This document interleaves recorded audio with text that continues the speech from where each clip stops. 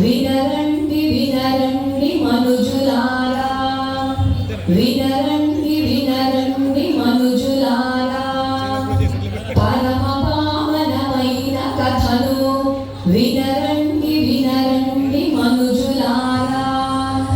పుణ్యమో మీది మరియు నాది మనుజులారా, భక్తితో శ్రద్ధతో వినరండి వినరండి మనుజులారా, వినరండి వినరండి మనుజులారా. ఈ కలియుగములో పరమ పావనమైన అహింసా పద్ధతిలో జీవనము ధన్యము అని తెలిపించిన వాసవి కలియుగ వృత్తాంతము చూడడమే మా పుణ్యము.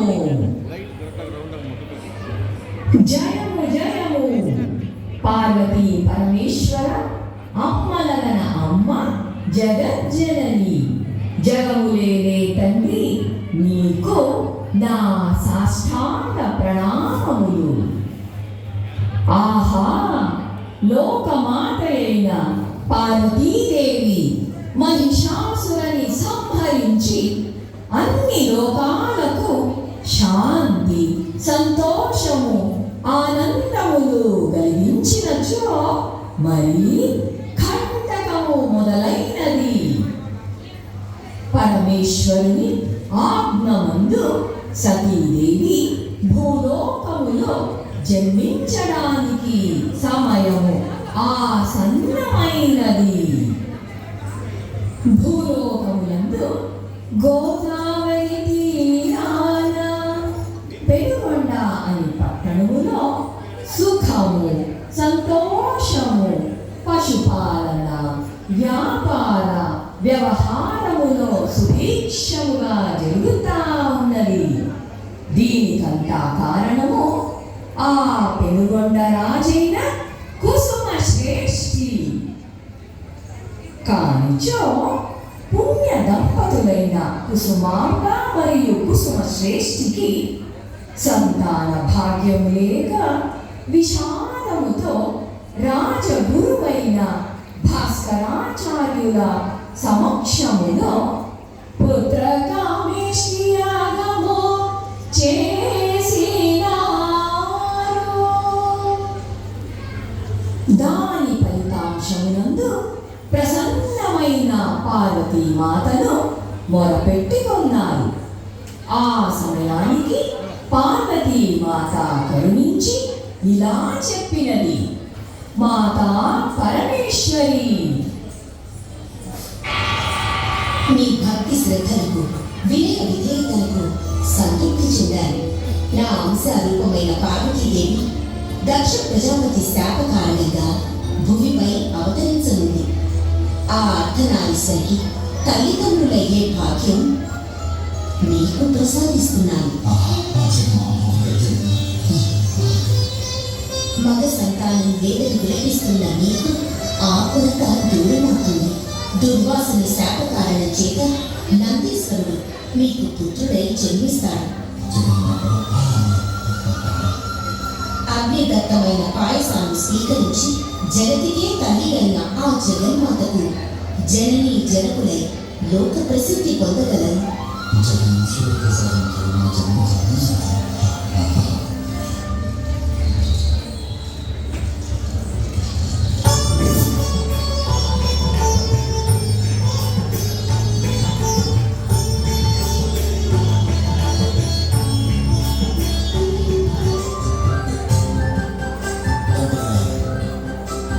ఈ చిన్నారి బాబు వాసవి కన్యకా పరమేశ్వరి గారు, ఈ వంశోద్ధారకుడి విరూపాక్ష గారు నామకరణం చేస్తున్నారు.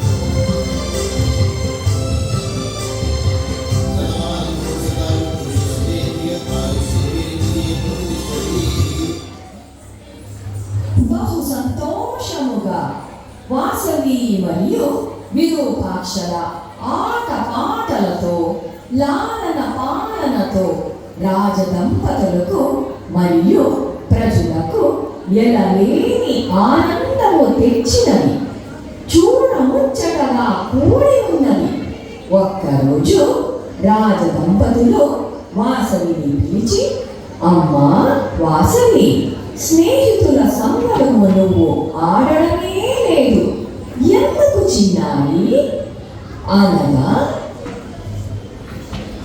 అమ్మా నాకు పరమశివుడే స్నేహితుడు, తను నా వెంటే ఉన్నాడు అనిపిస్తున్నది అమ్మా. తనని పూజ చేయడం నాకు చాలా ఇష్టము. ఏ ఆటలో నాకు ఇంత సంతోషము రాదమ్మా. శివుని సంగడమే మాత్రము నాకు సంతోషము వస్తుంది అమ్మా.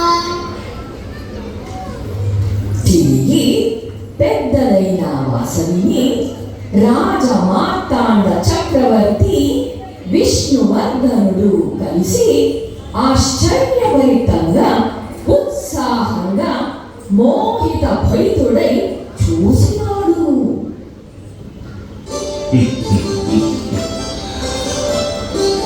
రూపం అలౌకిక, సౌందర్యం వర్ణనాతి. బాధ నీ గానం మమ్మల్ని కట్టిపడేసింది, నన్ను నేను మరచిపోయేలా చేసింది. ఎందరో సుందరాంగుల్ని చూశాను, నిలవంకర వంటి నిలవలతో సయాటలాడుతున్నా. కానీ నీ వంటి అలౌకిక లోకాతీత సౌందర్య రాశిని ఇంతవరకు చూడలేదు, చూసింది. ఇది ఎవరిని ఎవరుదా?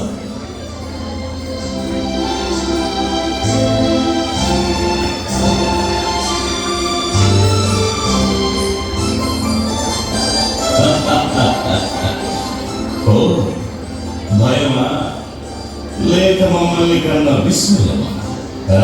ఏది ఏమైనా కానీ మన్నించాలి ప్రభు. ఆమె మా సోదరి కుసుమ భూపతి కుమార్తె వాసవి గారు. ఓ వాసవి దేవి,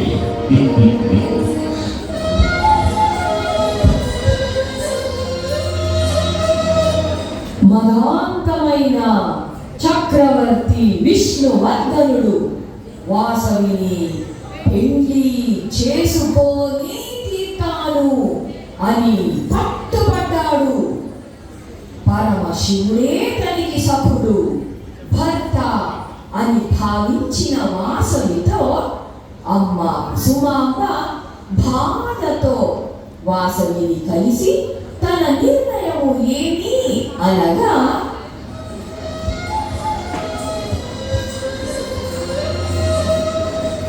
వాసవి, పరమేశ్వరి వరప్రసాదంగా పుట్ట. నీ పుట్టుకతో వైశ్యకులం ధరించింది.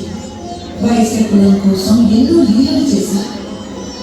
వైశ్యకులానికి ఆడపడుచుగా నిలిచావు. తల్లినే అయినా నీకు చెప్పగలిగేటంతటి కానీ చెప్పగలిగేదాన్ని నేను కాను. అందం ఆడపిల్లకి ఎంతటి వరము అంతటి శాపంగా కూడా పరిణమిస్తుంది. సార్వభౌముడు నిన్ను పెళ్లి చేసుకోవాలనుకుంటున్నాను. నీ నిర్ణయంపై వైశ్యకుల భవితవ్యం మనుగడ ఆధారపడి ఉన్నారు. ఏమంటావు తల్లి?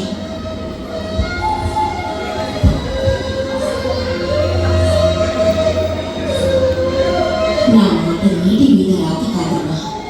నేను కన్యకను, కన్యగానే ఉంటాను. నా అందం ఈ వైశ్య జాతికి శాపమైతే నేను సత్యనవుతాను, వేదవతినవుతాను. అమ్మా, ఇది నాకు కొత్త కాదమ్మా. కృతయుగంలో సతిగా, త్రేతాయుగంలో వేదవతిగా ఇలాగే అగ్ని ప్రవేశం చేశాను. ఈ కలియుగంలో కూడా అగ్ని ప్రవేశం చేసి కన్యగానే మిగులుతాను.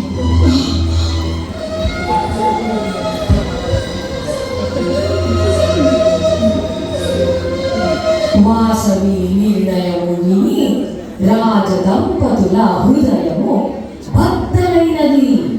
భూమియు మరియు ఆకాశము ఒక్కటైనట్టుగా అనిపించినది. ఇద్దరి మనస్సు ఛిద్ర విఛిద్రమైనది. కన్నులలో 1000 సముద్రములు పొంగి వచ్చినది.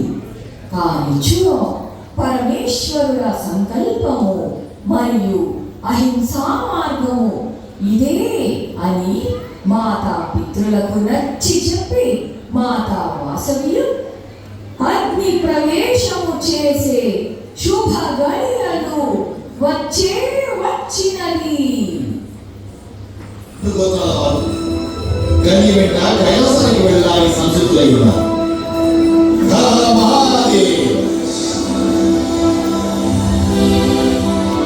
హర మహాదేవ్, హర మహాదేవ్.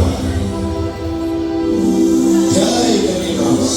ఓ పరమేశ్వర పాదాల విందాల భక్తులారా, పరమ పావన చరిత్రలారా, నేడు ఆనంద కందలిత హృదయాలతో నా వెంట కైలాసపతిని చేరి కైవల్యాన్ని పొందాలని ఉవ్విళ్ళూరుతున్న మీ 102 గోత్రీకుల గోత్రాలు, పేర్లు, భూమి మీద కుల పర్వతాలు, సముద్రాలు, నదీ నదాలు, సూర్య చంద్ర నక్షత్రాలు ఉన్నంతకాలం నిలిచి ఉంటాయి. పురాణ ఇతిహాస పుటలలో సువర్ణాక్షర లిఖితమై వెలుగొంది అజరామరంగా నిలుస్తాయి. నా ఈ అగ్ని ప్రవేశం యుద్ధానికి భయపడు, సార్వభౌముడికి భయపడు కాదు. అహింస పరమో ధర్మ అన్న సత్యాన్ని రుజువు చేయడానికి నా ఈ అగ్ని ప్రవేశం. అకారణ రణాన్ని నివారించి అమాయకులు, పసిపిల్లలు, అబలను బలి కాకుండా కాపాడడానికి నా ఈ అగ్ని ప్రవేశం. సార్వభౌముడిలోని అహంకారాన్ని రూపుమాపడానికి నా ఈ అగ్ని ప్రవేశం. స్వార్థపరులెవరు, నిస్వార్థ పరమేశ్వర భక్తులెవరు తేల్చడానికి నా ఈ అగ్ని ప్రవేశం. దేవగోవు సురభి కడుపున పుట్టిన గోవుల చిరకీర్తి ఎల్ల లోకాల వారికి తెలియచెప్పడానికి నా ఈ అగ్ని ప్రవేశం.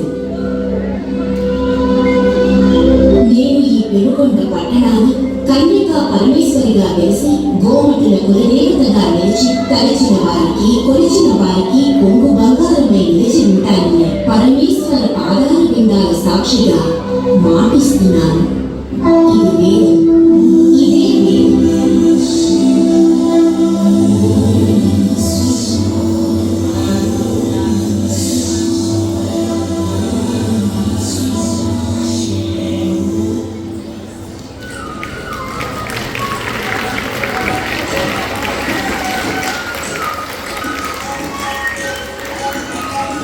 జగతిలో దివ్య శక్తి దైవ